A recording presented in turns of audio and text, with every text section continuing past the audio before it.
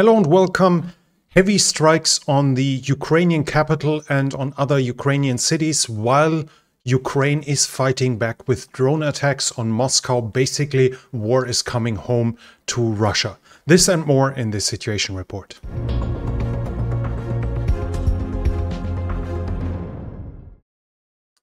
The Russian Defense Ministry said 29 Storm Shadow have already been intercepted, among others. And of course, that must be true. Not just because the Russian Defense Ministry is saying this, because also as they didn't specify how they intercepted the Storm Shadow missiles. You have to understand that every building, even every building filled with military material or with troops, is absolutely qualified to intercept at least once a Storm Shadow missile. So we don't know how those 29 Storm Shadows were intercepted. Maybe they were intercepted with the Russians putting buildings in their way and destroying them this way. There has been a series of attacks on Moscow, on the Russian capital, and we can see here videos of a drone flying over Moscow and being intercepted by the air defense. We see here in the background the signs. This is a picture of one of the drones. It's actually those small wings are in the front. And we see another video here where you see one flying past. Even though it looks like it's this would be the front, it's actually a pusher plane passing by here. We have more pictures here where you can see them in the rear area. And you see the detonation here. I just have to make sure I'm not playing everything at once. Смотри, вот прямо над нашим домом, братан. Прямо над нашим домом. Прямо на меня летит, сука. Посмотри, блядь. Смотри. Посмотри, брат. Ты видишь? Вот, Рома! And I think we might have already seen this. We have. So the Russians are saying it was 8 drones. They shot down 5, and 3 of them were intercepted with electronic warfare. We see a Panzer, I think it was. Yeah, a Panzer.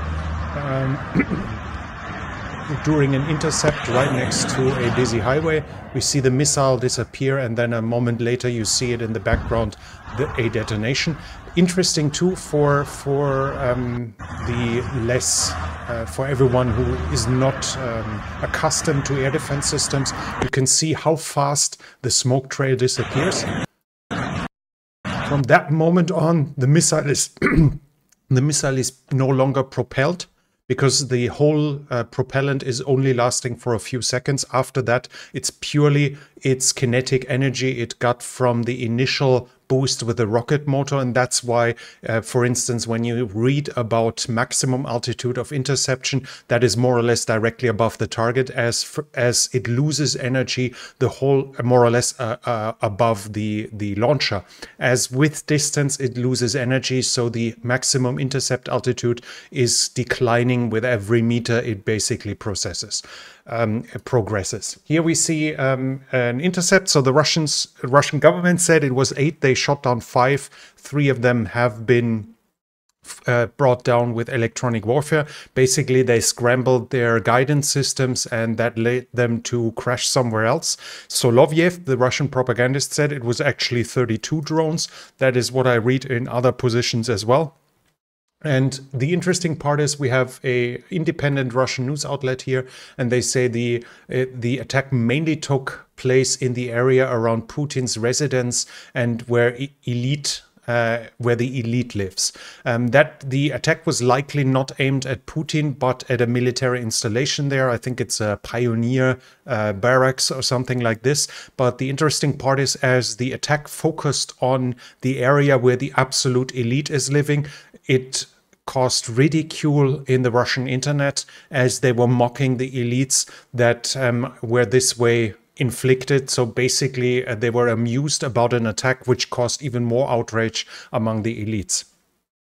The Ukrainian presidential aide said they were not involved. It was not Ukrainians who did this, but it might happen more often. So whether it was the Ukrainians or not, officially at least, is not known yet.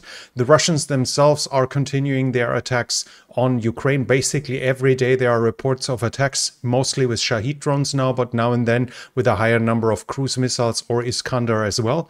The Ukraine is usually claiming that they shoot down the majority of everything that's fired at them, and now Putin claimed the GUR headquarters has been hit. I found this here on a pro-Russian account. Now this was supposedly before the attack and this was after it, and there's some discoloring here. Obviously the satellite data here is not in full resolution, as it's a military object, where usually the information services are either legally required or do it out of their own will, that they hide the exact picture, that they make it not clearly visible.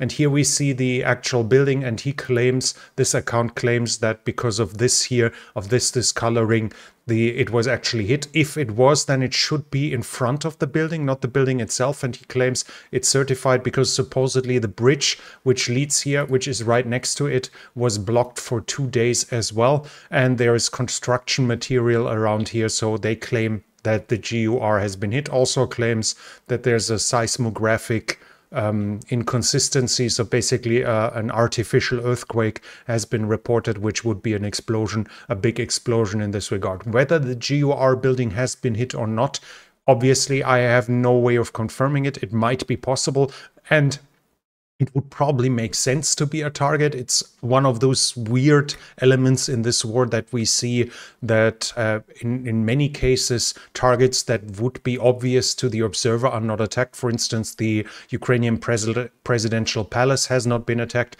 that the GUR, the Ukrainian's military intelligence headquarters, is not wiped out after 15 months of war, while only being 100 kilometers from the border, is one of those things. So it's fairly reasonable to assume that this might have actually happened, that this might have actually been an attack, even though we have no proof, and at least the image would imply that it wasn't a hit, but it was a hit in front of the building. So, as I said, this is what I can find to this. When we come to the front line itself, we have one news. So the Russians were basically trying to reply to what happened in Belgorod. We have reports that in Selene, a Russian sabotage troop tried to cross the border and was repulsed by the Ukrainian armed forces stationed here.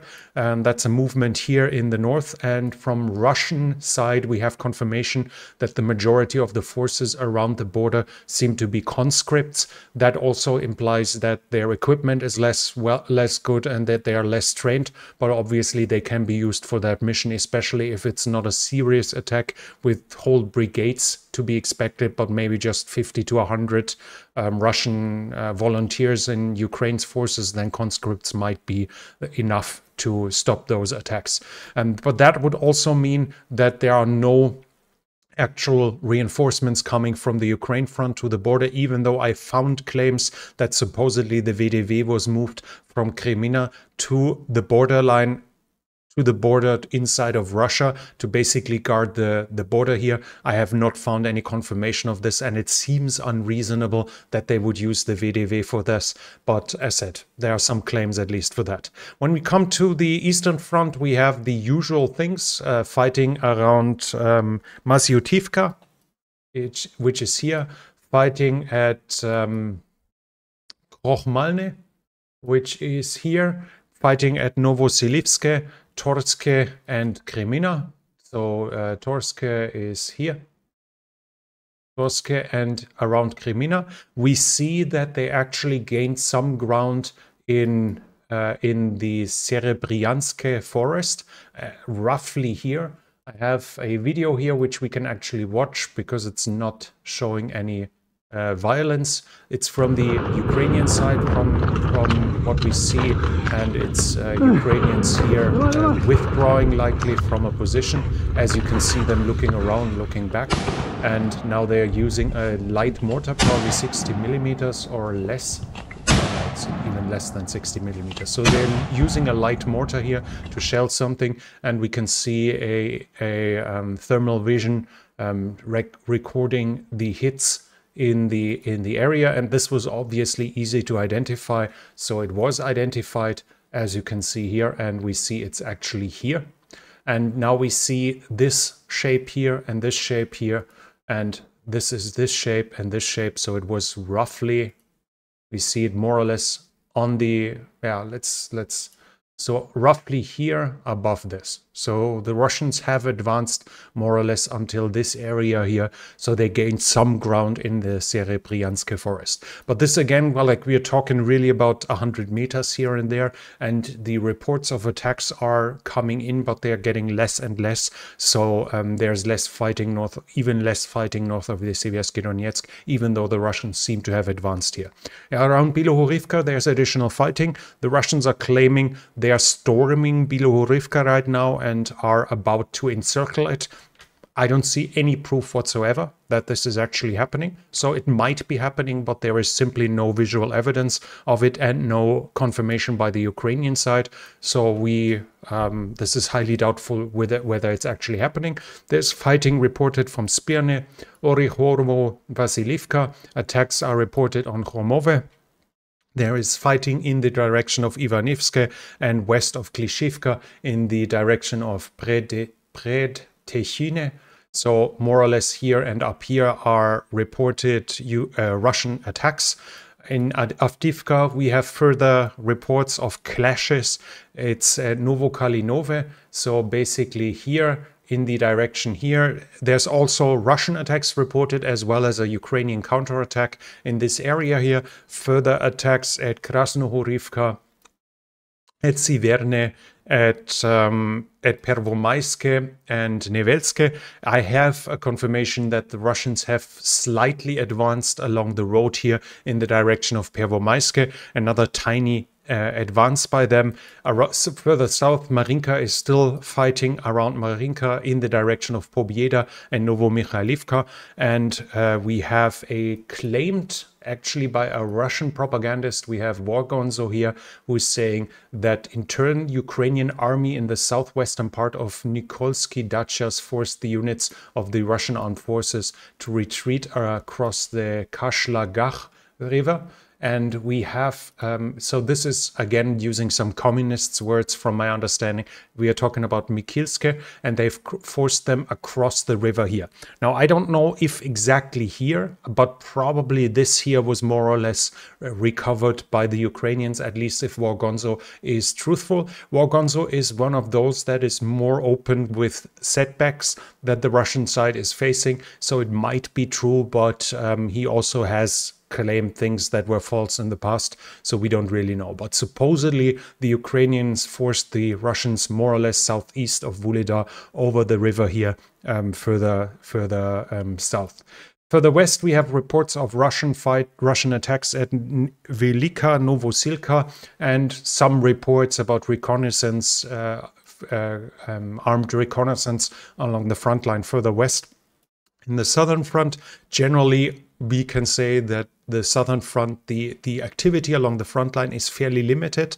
What we do here a lot, though, is attacks in the rear areas of the enemy in both sides. So the Russians are striking mostly with Shahid, but sometimes with S-300 and other missiles in the Ukrainian rear area, while the Ukrainians strike especially the southern area here, but also Luhansk and Donetsk strike targets there, sometimes with HIMARS, sometimes with Storm Shadow, and they are targeting troop concentrations as well as infrastructure like bridges that are being attacked. The Russians are also claiming, which kind of fits the southern front more or less, that they've sunk the Yuri Olefirenko, which is a small landing ship but part of the Ukrainian Navy, and they supposedly sank it in Odessa with their Air Force, so I guess with a guided missile in this regard. This is unconfirmed as of now, and obviously having a landing ship could help in regards to crossing either the Dnipro, especially south here, whatever, to the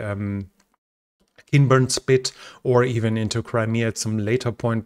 If the sinking is true, then at least of now it's not a problem, but it might cause some problems later down the road for the Ukrainians if they lack proper amphibious equipment, because the landing ship should be big enough to carry tanks as well from the size I've seen. So that could have probably transported 2 MBTs over the water into a landing area that might now no longer be available. But if it was a targeted attack, then again, we see the Russians expecting the Ukrainians to actually mount amphibious invasions. Otherwise, it's just a waste of resources to sink a ship that's of no use anyways inside of the war. When we talk about the general front line here, we can say that it's probably more or less an operational pause from both sides. Now, the number of attacks that succeed are tiny. That where we have confirmed successes, we have a tiny success by the Ukrainians, likely at Vuhledar, a tiny success in Avdiivka, and a tiny success here, probably in the Serebryansk forest, maybe something around Bilohorivka, but in total the front line is more or less static, which shows that the Ukrainians have not really switched to an active phase in their counteroffensive. They are still shaping the battlefield, whereas the Russians clearly have culminated at this point and are no longer pushing forward consistent, decisive attacks anymore. While the clashes are still being reported, the number is going down significantly. When we come about the attack in Moscow, it's still unclear what's happening there. There are some rumors that it could be internal struggles. For instance, even claims that Prigozhin's Wagner might be behind it because he used this obviously to attack the Russian government, especially the defense ministry, for failing to do its job. Russian military bloggers are also massively criticizing each other. Some said, like, this is nothing, this is not a problem, we've faced far worse attacks of Moscow in the past, while others say this is not how a special military operation is supposed to happen, that the capital is getting attacked by the one you are supposed to do a special military operation. So while there's some infighting, it's unclear what is the cause of it. I would say that the Ukrainian presidential aide claiming that there might be more in the future, that seems pretty much like it was the Ukrainians. Whether that's a good thing or not, I think it's too early to say. Because while obviously fixing Russian air defense in place, fixing Russian radars, fixing Russian troops there is a good thing, at the same time, it might cause trouble in the West if the West believes that this is causing might be reason for Russia to escalate the war further. As we have a very weird war where one side is basically banned from attacking the territory of the other nation, whereas the other nation does whatever it wants, even though both share a common border, which is fairly unheard of in history. Even the Vietnam War was no comparison, because while the South didn't really cross into the North, at least the air campaign of the United States reached the North massively, and so it wasn't completely one-sided, with one side just attacking the other side's territory. Still, though, the verdict isn't up yet. This might cause problems for the Ukrainian side at some point by damaging its international support. We will have to see. When it comes to the topic of troop generation, we have now initiatives in Russia asking for a 6-day work week without adding the wages for the 6th day to increase the production of defense equipment. Kalashnikov, the famous gun company, is now creating a drone subsidiary to start production of reconnaissance and combat drones as well. There are also reports that on an internal website that cannot be accessed from outside the company, Roscosmos, so Russian space agency, is doing advertisements for a volunteer unit. If those reports are true, and there's actually advertisement on an internal page, which then it must be aimed at workers of Roscosmos, and recruiting them for a volunteer unit would be interesting, as while there might be cooks and janitors and guards included, and while they might have access to the site, it consists of a lot of extremely highly qualified and experienced personnel. Using them as cannon fodder in a war would be extremely short-sighted for the midterm future of Russia's space program. So if this is true, it would be another sign of kind of desperation, I guess. Putin signed a decree that is aimed at increasing the production of defense material. In this decree, he demands from representatives to guarantee of local governments, etc., to guarantee an increase in the production, and it's demanding to create incentives to gain additional employees. Now we are talking again, like I said in the past, that Russia has trouble finding workers for its defense companies, but that Russia, at least in theory, has the potential to mitigate that by simply forcing workers to work at the defense companies. This is right now not happening because Russia is still trying to keep the lid on the war and leave the majority of the population unaffected, but it still, at least it still has the potential to do so. Girkin, our old friend of the channel here, one of the big pro-Russian military bloggers, who is highly interesting because his criticism of the Russian performance is to the point. It's one of the most accurate ones. By the way, he created the Club of Angry Patriots, where they predict that Russia is losing the war. I made a video which I'm going to link here for you. He said he accused Prigozhin that he could plan a coup. Prigozhin said that's ludicrous. He's not able to do a coup as his troops are too weak, and he doesn't want to change the system. He just wants to improve it. At the same time, he implied that Shoigu might be able to do a coup, though, as he controls the special forces. And the Council of Mothers and Wives, which are talking about soldiers' benefits, have now been registered as a foreign agent, which will obviously help the Russian government to suppress them, to reduce the possibilities of the Council of Mothers and Wives to do anything inside of Russia. The international support, we have a report from the Ukrainian ambassador in Germany, who is saying that 110 Leopard 1s will be delivered shortly. The thought was that until summer there might be 30 or 25 ready, but now obviously the industry has achieved much more than initially anticipated, and it's expected that Ukraine will receive 110 Leopard 1 MBTs fairly soon. Training is already happening, so Ukraine will have another 100 MBTs fairly soon. At the same time, through international efforts, 18 more Leopard 2s have been acquired, I guess from industry stocks as well, and they are supposed to be in Ukraine already or fairly soon. I didn't find it was called about improved versions. I have no idea which ones they are, but it seems likely that we are talking about Leopard 2 A4 without massive upgrades, maybe some minor details, but it's more likely that it's Leopard 2 A4s than anything else. We also have a report here, it's from Zelensky himself, that BAE Systems is creating an office in Ukraine, and subsequently repair and production facilities. Now, I'm still highly doubtful about Western defense companies claiming to start production inside of Ukraine during the war, as it's ludicrous to assume that 100% of all attacks on a factory can be intercepted all the time. It's that old saying, the attacker only has to go through once, whereas the defender has to never can fail, is not allowed to fail once.